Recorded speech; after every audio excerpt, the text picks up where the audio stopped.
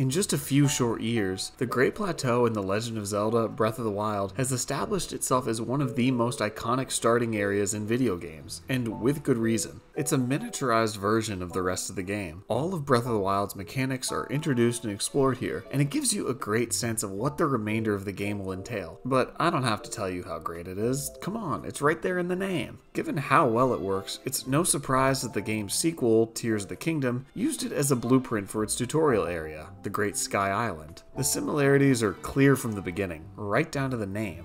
You wake up in a cave, meet a mysterious mentor, and travel to a handful of shrines where you gain the abilities that you'll continue to use throughout the game. But oddly enough, this is where the correlation between the two areas ends. Aside from a few narrative sequences, the Great Plateau is an open-ended sandbox, with players being able to tackle the objectives in any order they want, much like the rest of the game. But compared to this, Tears of the Kingdom's Great Sky Island is shockingly linear. When you look at the island's map, it appears to be another open area in which you can go wherever you want right away. But when you start playing through it, you realize that you're being subtly guided along a predetermined path. You have to tackle the shrines in order, as each one gives you abilities that let you progress further on the island. The Ukko Shrine gives you the Ultra Hand ability, which lets you cross gaps you aren't able to otherwise. The In-Issa Shrine grants the Fuse ability, which makes fighting the Zonai constructs much easier. And then this enables you to get to the third shrine, the Gutenbach Shrine. I'm sure there's a way to break the sequence that someone more clever than me has figured out, but for 99% of the players, this is the path they're going to follow. But saying that the Great Sky Island is more linear isn't a criticism. In fact, both Breath of the Wild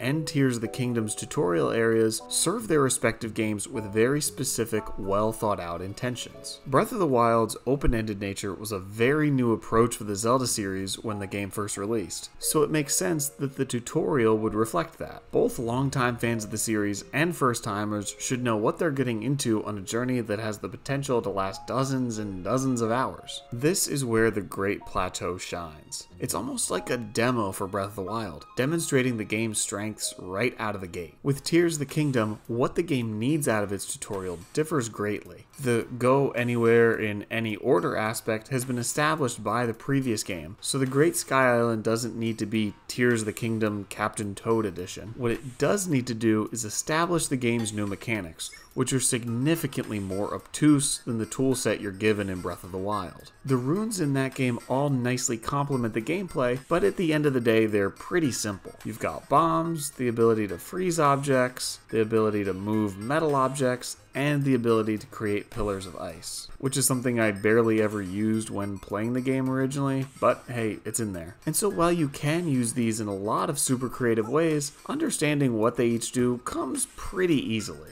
In Tears of the Kingdom, the abilities you're given take quite a bit more mental energy to really get your head around. Fuse and Ultra Hand alone have so many possibilities and implications that one quick shrine for each isn't going to cut it. This is where the structure of the Great Sky Island comes into play. In order to make sure the player understands the mechanics they're being given, the game designers have to keep them in a more controlled environment, where they're required to make use of the mechanics in order to progress. Being too open could result in the player moving ahead without fully understanding all the tools in their arsenal, which could have a detrimental effect on their experience later in the game. So looking at the Great Sky Island through the game's wider scope, it needs to be this linear. And while its execution is very different from that of the Great Plateaus, the goals of both areas are the same. Make the player understand the world that they're about to jump into. Tutorial areas are some of the most tricky parts in any game to get right, but they're also some of the most important. The team behind Breath of the Wild and Tears of the Kingdom has had back-to-back successes on this front, and has shown they're not afraid to change up the formula when the need arises.